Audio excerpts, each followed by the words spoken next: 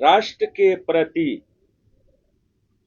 आज मैं एक संदेश इलेक्ट्रो-होम्योपैथिक के राष्ट्रीय उत्थान और विकास के प्रति हिंदुओं का नववर्ष चैत रामनवमी के अवसर पर, साथ ही साथ रमजान और ईद के मुबारक दिन के अवसर पर पूरे दुनिया और पूरे राष्ट्र के प्रति इलेक्ट्रो-होम्योपैथिक का एक संदेश यह है।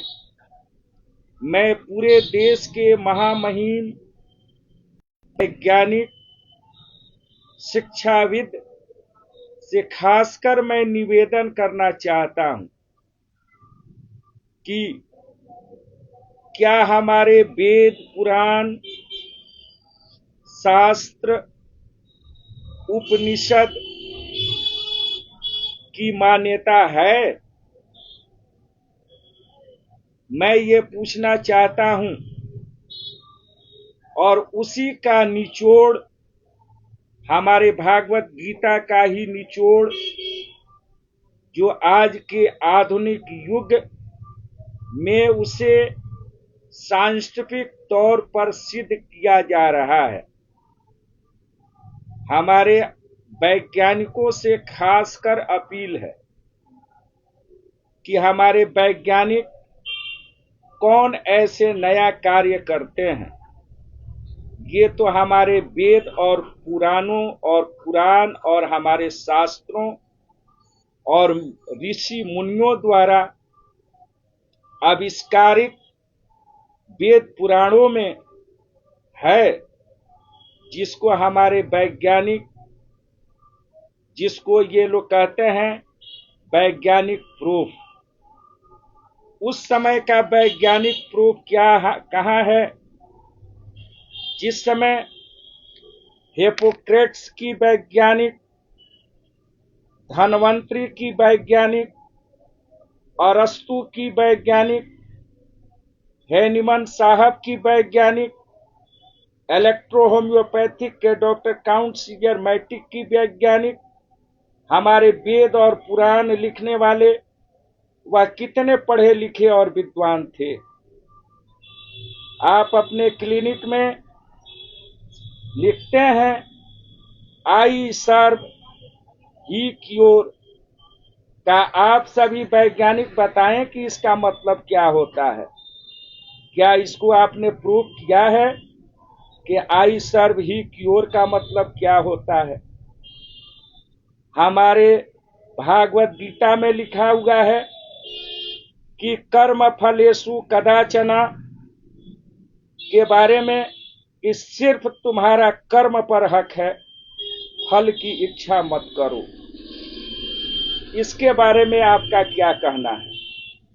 हमारे रामायण रामचरितमानस की मान्यता नहीं है, जो बहुत बाद में इसकी मान्यता मिला।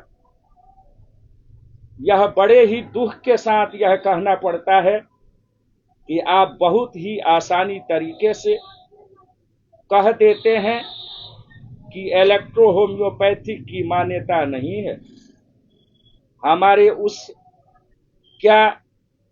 उस ऋषि मुनियों का यह इसमें उनके इज्जत का सवाल है कि नहीं, जो हमारे वेद पुराणों में लिखा गया। आप ऑपरेशन करने जाते हैं, कहते हैं आई सर्व ही क्योर, आई सर्व ही क्योर कहते हैं। मां फलेषु कदाचना का नारा देते हैं। इसके अलावे बहुत सारे मंत्र हैं जिसके बारे में कहा गया। यहां तक कि संस्कृत के बारे में कहा गया है कि संस्कृत के उच्चारण करने से व्यक्ति की आयु बढ़ती है, उसे कोई बीमारी नहीं हो सकता है। हमारे शरीर के इम्यूनिटी और वाइटल फोर्स स्ट्रांग होता है।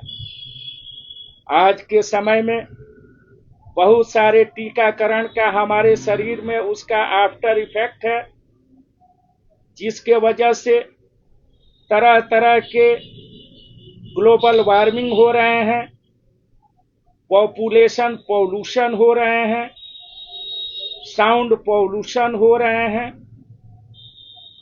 समाज में विकृतियां उत्पन्न हो रही है। इसके बारे में आपको क्या कहना है? इसकी मान्यता कौन देगा? जो आप मान्यता की बात करते हैं, यह तो हमारे ऋषि महर्षियों मुनियों की चिकित्सा पद्धति एकमात्र सभी पद्धति है, जिसमें आयुर्वेद है, यूनानी है, सिद्धा है, योगा है, नेचुरोपैथ है, बहुत सारी चिकित्सा पद्धतियां हैं और उस चिकित्सा पद्धतियों से लोगों को लाभ होता है और वह ठीक होते हैं। मैं सभी वैज्ञानिकों से मैं निवेदन करता हूं कि किसी भी प्रकार के राजनीति और बिना हस्तक्षेप के इलेक्ट्रो होम्योपैथिक को एक राजकीय सम्मान देकर, एक राजकीय सिर्फ सम्मान देकर आप मान्यता दें अथवा न दें, इस इलेक्ट्रो होम्योपैथिक की दवा से जनमानस के लिए बहुत ही फायदा होता है। रोगी ठीक होते हैं और स्वस्थ होते हैं, निरोग होते हैं और उनकी आयु भी बढ़ती है। तो इस इलेक्ट्रो होम्योपैथिक को, और इलेक्ट्रो होम्योपैथिक तो दूसरे पावदान पर है।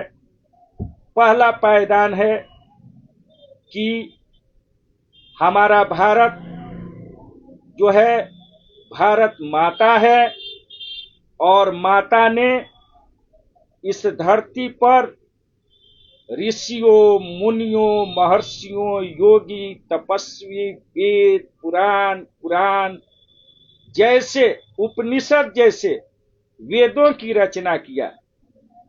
वह कौन से वैज्ञानिक थे? वह तो पढ़े लिखे व्यक्ति नहीं थे, पढ़े लिखे व्यक्ति नहीं थे। शेक्सपियर के बारे में आप जाने, कालिदास के बारे में जाने, तुलसीदास के बारे में जाने, आपको महर्षि, ये क्या नाम है इनका,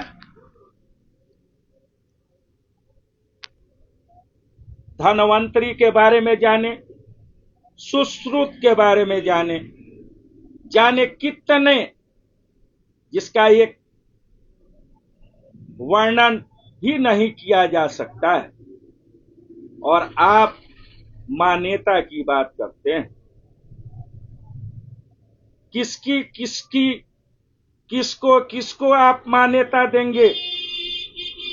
कितने को आप बंद करेंगे? इलेक्ट्रो होम्योपैथिक के साथ पूरा दुनिया, पूरा जनमानस और हमारे औषधियों से कैंसर जैसे महाभयानक बीमारियां ठीक होता है। साथ ही साथ तरह तरह के महामारियों से बचने के लिए भी इसमें दवा है। इलेक्ट्रो होम्योपैथिक कंप्लीट जो है वनस्पतियों पर आधारित है। शरीर के रक्त और रस यानी लिम्फ और ब्लड को स्ट्रॉन्ग कर, मजबूत कर हमें आरोग्यता प्रदान करता है और शरीर के इम्यूनिटी और वाइटल फोर्स को स्ट्रॉन्ग करता है।